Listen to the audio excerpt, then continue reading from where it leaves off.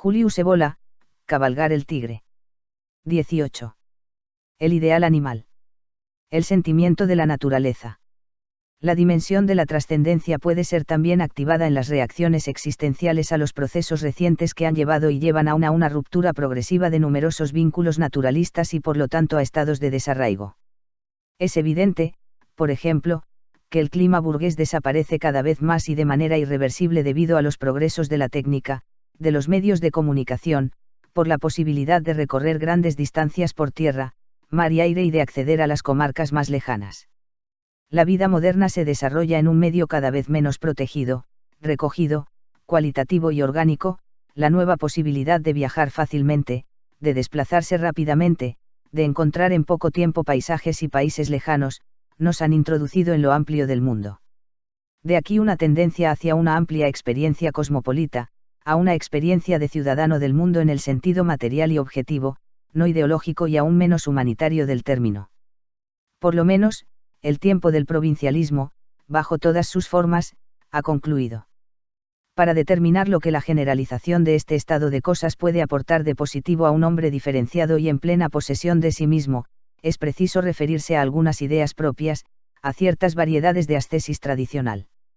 El carácter metafísico del tránsito, que es el de la existencia terrestre y el distanciamiento del mundo, han recibido dos expresiones características y a la vez simbólicas y orientadas hacia la realización.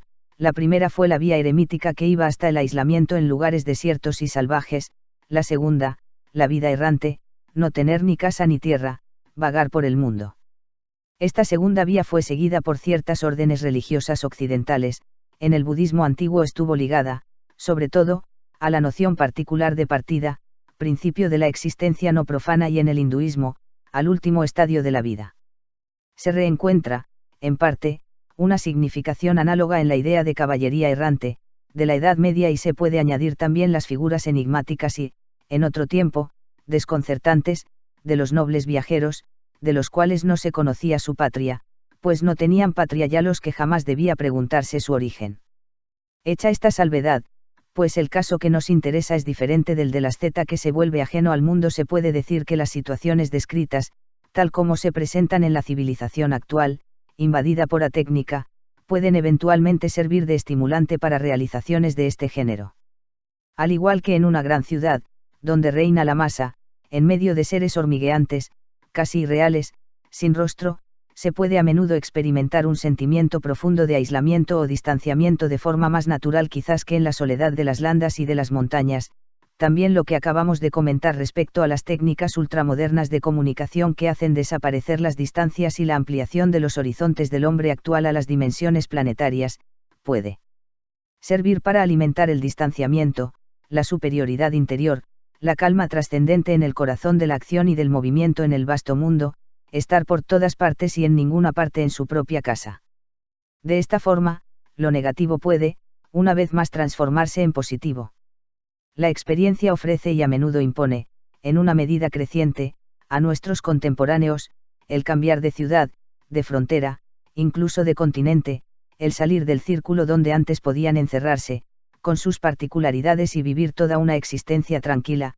Ello puede perder lo que en nuestros días ofrece de banal, de mater, grados Fahrenheit, fact, de turístico o de utilitario, pudiendo por el contrario, formar parte integrante de una vida diferente, liberada, que toma un sentido profundo, tal como hemos indicado, basta para esto que se presente en nosotros la justa capacidad de reacción.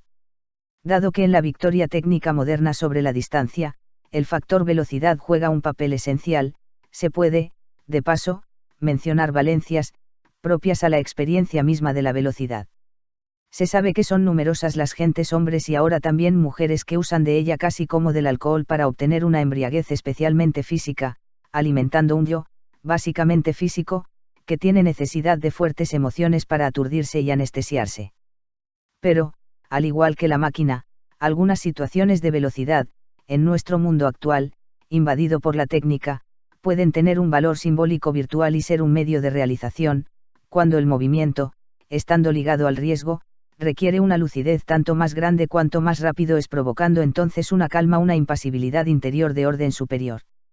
En este contexto, la embriaguez de la velocidad puede también cambiar de naturaleza, pasar de un plano a otro y presentar algunos rasgos comunes con el tipo de embriaguez del que ya hemos hablado describiendo el estado de dionisismo integrado. Estas consideraciones podrían prestarse a amplios desarrollos. Para regresar a lo que decíamos anteriormente, la expresión nómada del asfalto, aunque se haya abusado de ella, ilustra bien el efecto negativo y despersonalizador, que provoca en la vida de las grandes ciudades modernas la liberación del género de lazos de los que ya hemos hablado. Pero no se trata, para nosotros, de desembocar, aquí, todavía, en esta forma de revuelta y de protesta que, para defender los valores humanos, cae en una vuelta a la naturaleza, hablando de la antítesis entre ciudad y naturaleza, entre civilización y naturaleza. Este tema pertenece ya al repertorio burgués del siglo pasado. Pero ha sido recuperado hoy en el marco de lo que podríamos llamar la primitivización física de la existencia. Este es uno de los defectos de la regresión en virtud de la cual el occidental se siente cada vez menos un ser privilegiado de la creación y se ha habituado, cada vez más, a considerarse, por el contrario, como un miembro de una de las numerosas especies naturales, véase animales. La aparición y la propagación del darwinismo y del evolucionismo han sido indiscutibles índices de esta orientación interior. Pero fuera del dominio teórico y científico, esto se manifiesta en la vida cotidiana bajo forma de comportamientos y ha dado nacimiento a lo que alguien ha llamado el ideal animal, pensando sobre todo en América del Norte, que es donde ha aparecido primero. Este término se aplica al ideal del bienestar biológico, del confort, de la euforia optimista, que enfatiza sobre todo lo que no es más que salud, juventud, fuerza física, seguridad y éxito material, satisfacción primitiva de los apetitos de vientre y del sexo, vida deportiva, etc. Y cuya contrapartida es una atrofia de todas las formas superiores de sensibilidad y de interés. Ya hemos hablado algo de esto. Es evidente que solo un hombre que desarrolla exclusivamente aquellos aspectos que no le diferencian de una especie animal puede haber hecho de semejante ideal el estándar de la civilización moderna. No volveremos sobre el hecho de que este ideal encuentra una correspondencia en el nihilismo velado de las corrientes político-sociales que predominan hoy.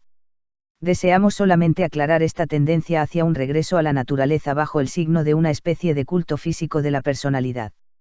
No se trata de formas simples y legítimas, incluso banales, de una compensación orgánica.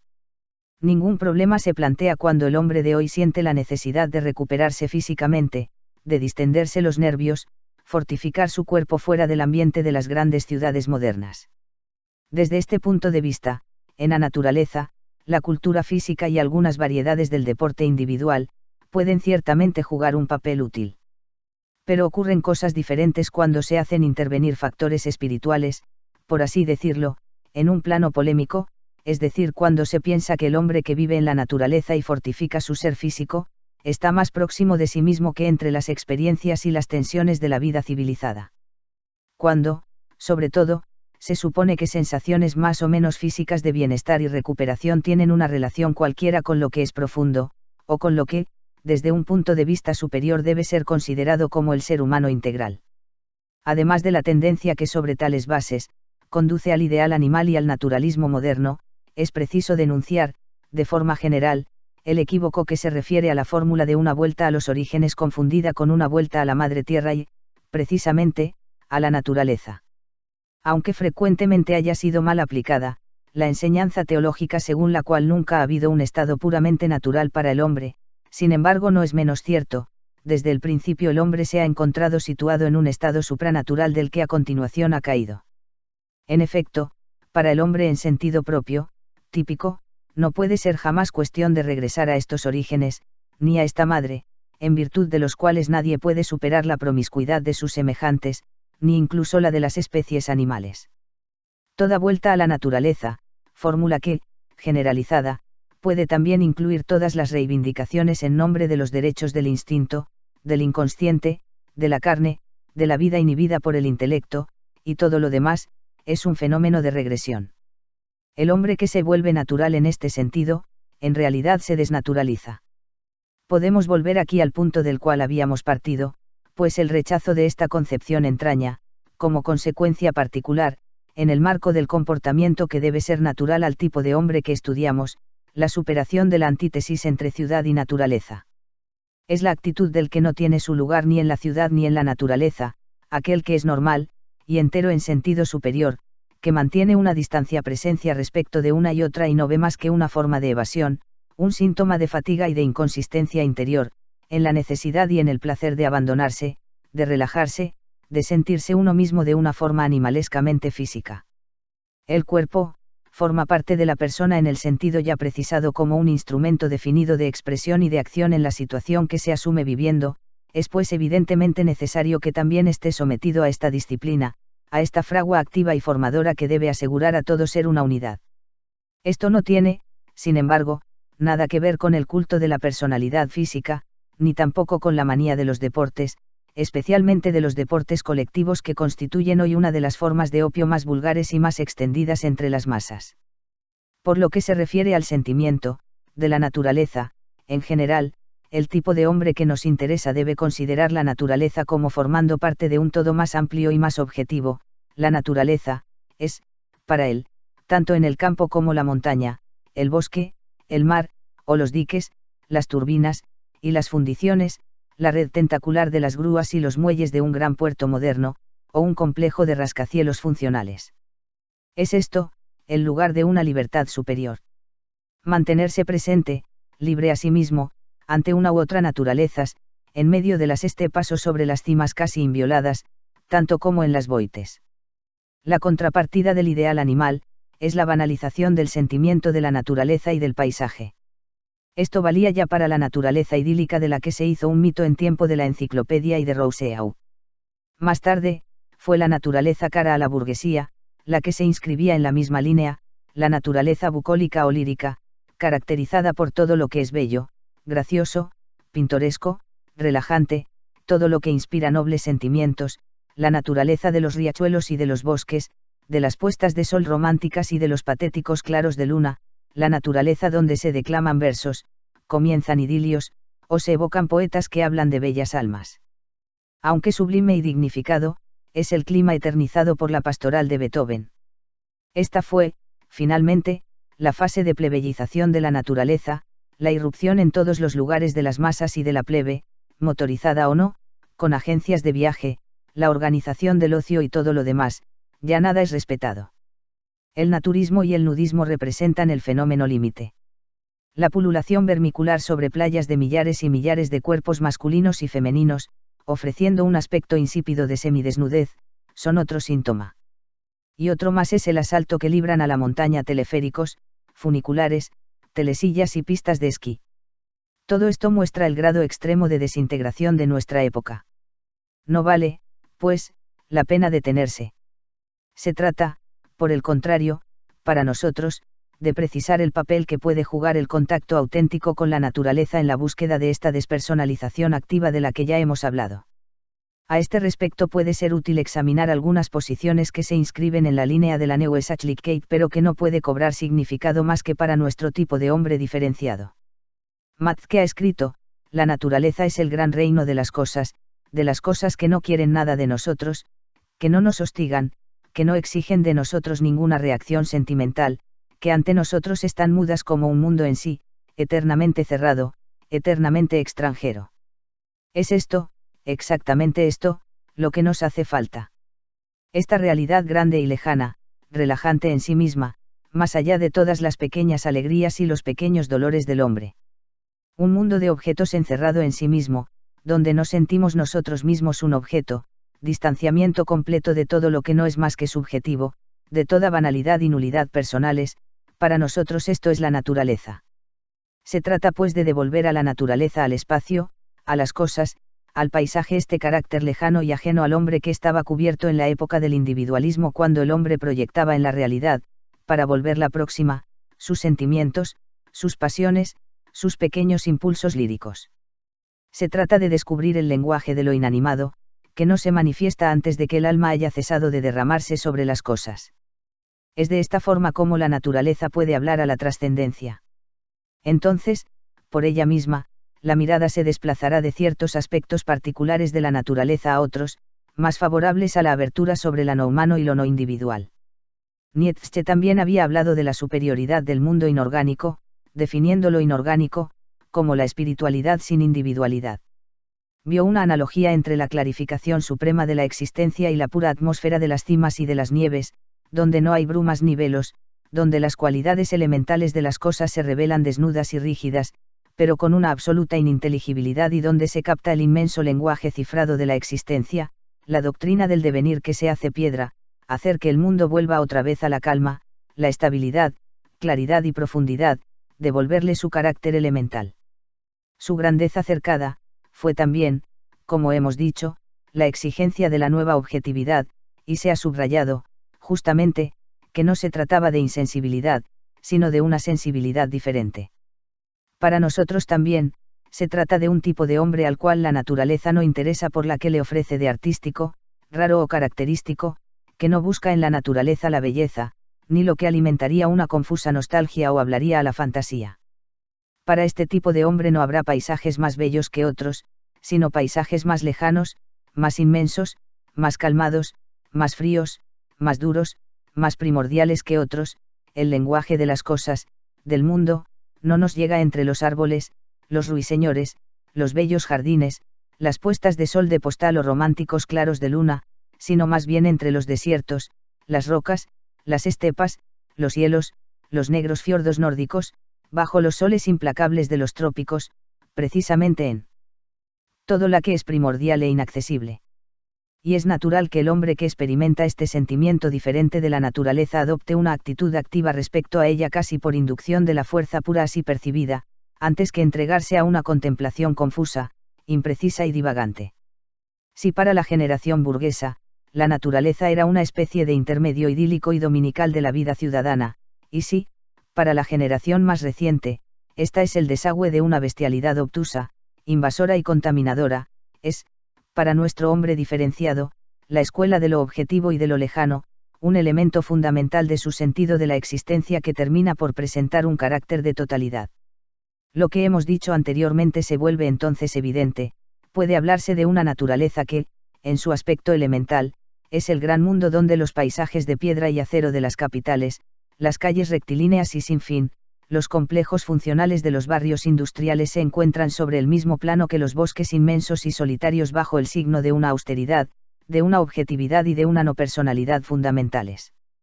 Ya hemos hecho constar más de una vez que, en el fondo, nos referimos siempre, en el estudio de los problemas de orientación interior que se plantean en la época actual, a ideas que se pueden encontrar en las doctrinas internas, tradicionales. Esto se aplica también a lo que acabamos de decir.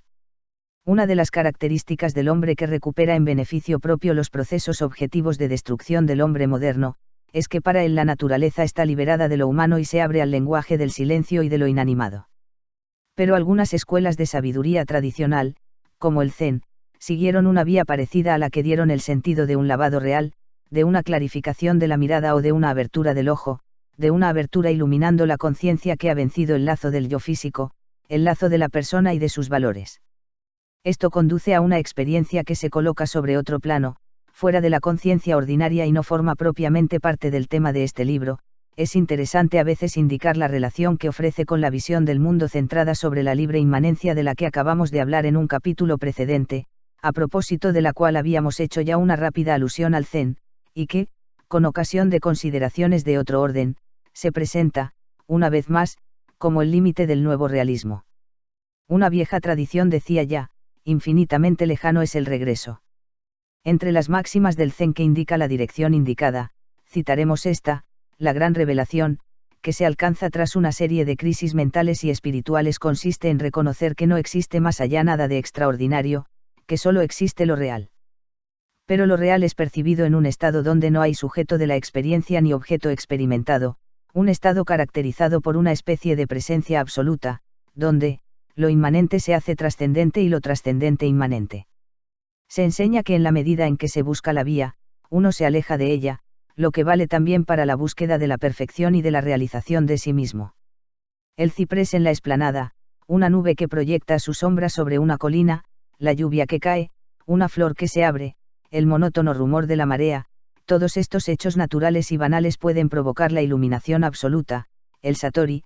Estos hechos, precisamente en tanto que no tienen significación, finalidad ni intención, tienen un sentido absoluto. Es así como aparece la realidad, en la cualidad pura de las cosas tal como son.